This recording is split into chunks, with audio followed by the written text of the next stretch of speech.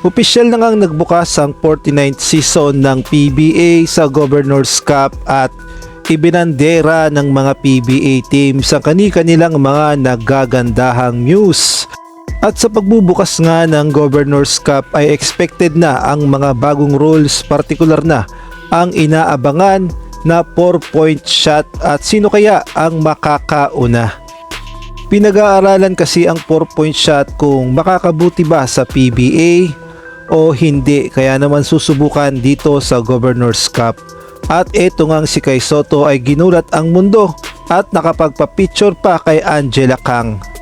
At ganito pala kalayo yung 4-point shot sa 3-point shot at paniguradong yung mga shooter ay kakayanin ang ganitong kalayo dahil buena mano na nga dyan si Chris Banchero. Ngunit bago yan, pakipindot naman ang like, subscribe at ang notification bell para updated ka sa lahat ng aking ina-upload. At kung gusto mong magpa-member sa aking channel ay pindutin mo lamang ang join at automatic ka na sa mga shoutout.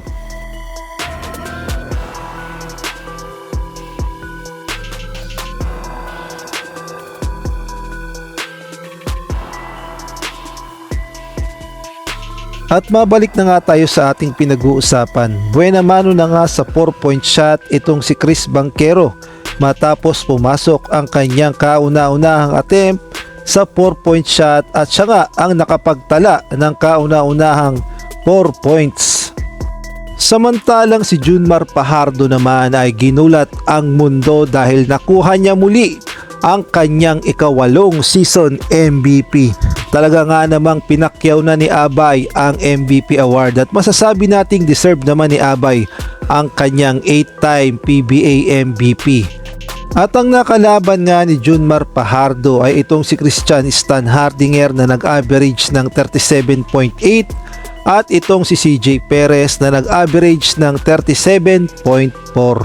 Well, ang masasabi ko lang ay deserve talaga ni Abay yan dahil kung atin ngang babalikan ay napabilang pa si Abay sa ESPN Top Asians Athletes sa 21st century. Kasama niya nga dyan si Manny Pacquiao at itong si Heidelin Diaz. Kaya naman deserve na deserve ni Abay ang kanyang ika-8 MVP award.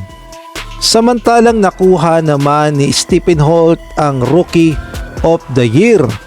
At ang Most Improved Player naman ay si Jonard Clarito at ang Sportsmanship Award ay si Paul Samar. Samantalang update naman tayo sa ating Gilas Pilipinas Women na lalaban para nga ito sa 2026 FIBA World Cup Women's Qualifier. At sila nga ay nasa Kigali, Rwanda upang paghandaan na ang kanilang mga laban. Makakaharap nga ng Gilas Pilipinas Women ang Brazil na number 8 sa FIBA World Ranking at ang Hungary na number 16 sa FIBA World Ranking at ang Senegal na number 25 sa FIBA World Ranking. Ang Gilas nga ay napunta sa Group C. Samantalang narito nga ang schedule ng mga laban ng Gilas Pilipinas Women. August 19, 8 p.m. Philippines versus Brazil. August 20, 11 p.m. Philippines versus Hungary at August 22, 5 p.m. Philippines versus Senegal. Kaya naman suportahan natin ang Gilas Pilipinas Women na maipanalo at least dalawa upang umusad sila sa second round at makakaharap nga nila dito sa Group D ang Great Britain number 21 sa FIBA World Ranking, ang Argentina number 31 sa FIBA World Ranking, at ang Lebanon na number 51 sa FIBA World Ranking at ang host country na Rwanda na number 74 sa FIBA World Ranking. Kaya naman suportahan natin ang kampanya ng Gilas Pilipinas Women at Laban Pilipinas, Puso